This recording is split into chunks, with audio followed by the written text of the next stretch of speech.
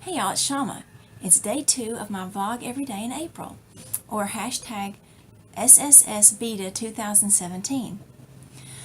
You can find me on Instagram, Twitter, and Ravelry as Jessie's Girl 84.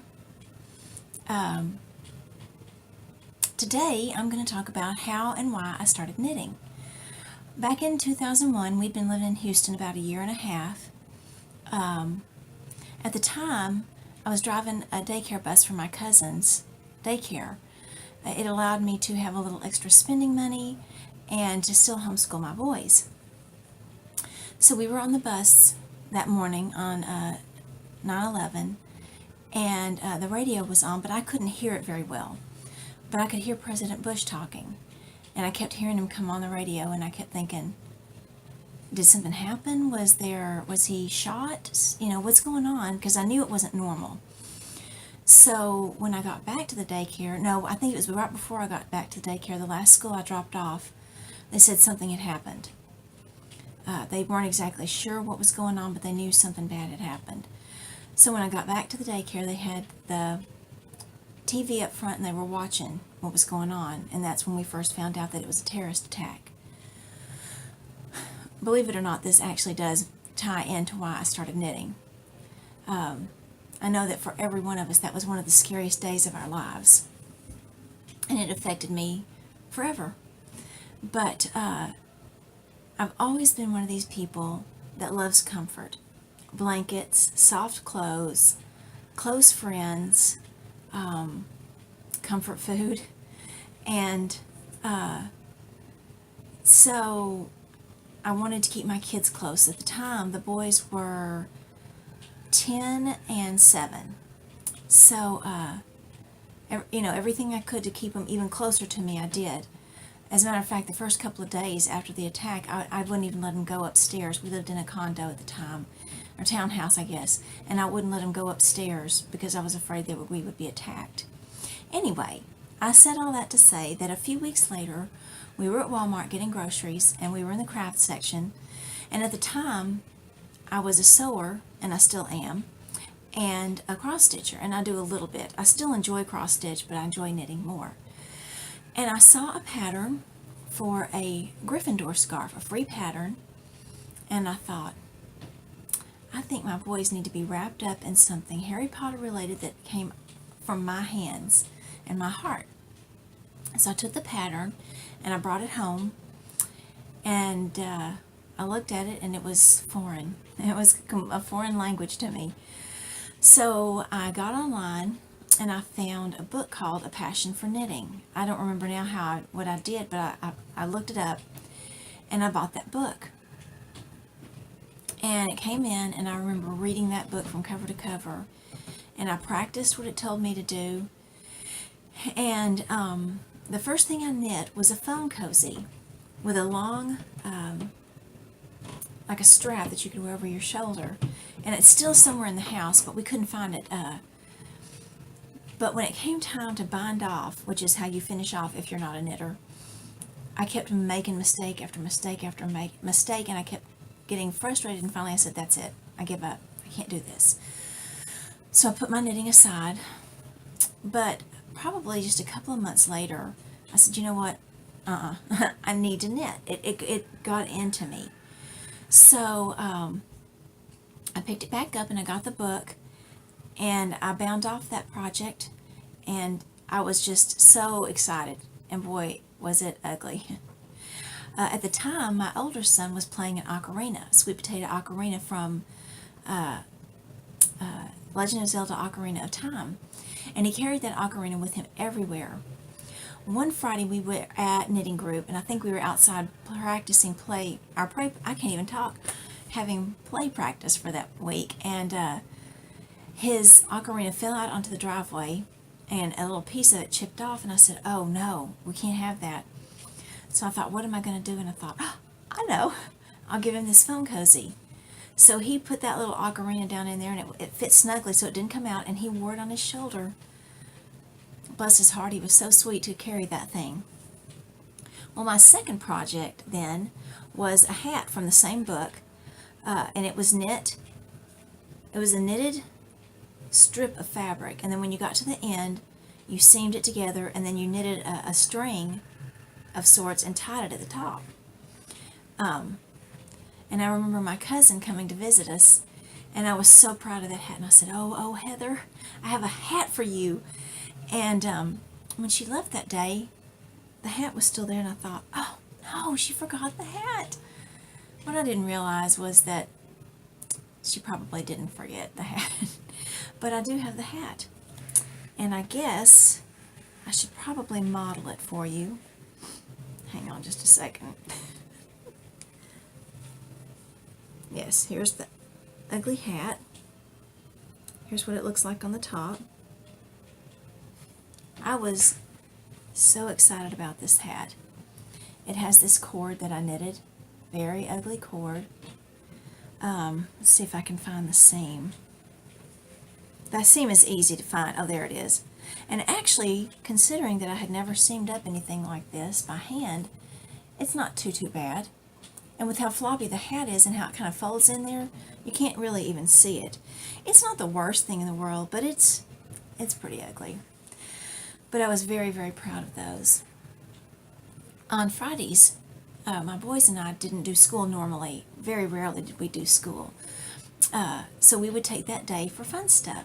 We would get off the bus and we would go different places. And one of the places that we liked to go at the time was a bookstore that had been an old movie theater. It was amazing. I loved that bookstore. When you went in, they had the shelves, and it like went down, so they had made it so that they built it. What am I trying to say? Kind of like a step thing for the shelves to be on, but you angled down, and you could just go down to each aisle. And then when it got down to the front, you went up onto the stage area, and that's where the magazines and things were. It was a great bookstore. But they also had the area that had been like the entrance, and where they had the snack bar and everything. And that area, oh, and also the balcony. You could go up in there, and they had a Starbucks coffee shop. It wasn't a Barnes and Noble. I believe it was a half. No, it wasn't Half Price Books. I can't remember now what it was. Anyway, so we would go up there and have coffee and have a snack, and we'd look at books and magazines and probably end up buying books because I loved buying books for the kids. And so I was in the craft section one day, and I found another book. It's the S&B book by Debbie Stoller, and I'll put the link down below for you. The book is still in publication, and that book is what sealed the deal as far as me being able to understand what to do. And I just went from there. I loved that book. I read it constantly. It had illustrations, how to fix your mistakes. It has a bunch of patterns, and I've actually knitted a few of the things out of it. And so that was what really, really got me started knitting, was that book. One of the other books that I bought first was the Mason-Dixon knitting book. And they had quite a few really cute patterns. They have a blog, and they still have it. And oh, I know, here's one of the things that I knitted first. The ball band dishcloth. I've knitted a bunch of those.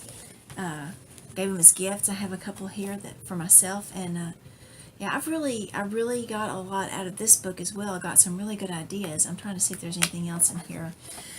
But from that point forward, I was just passionate. I got online and started looking for other knitters.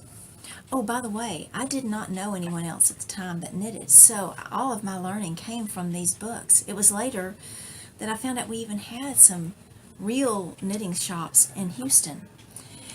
And I went to a few of them, and you know, it was very interesting. I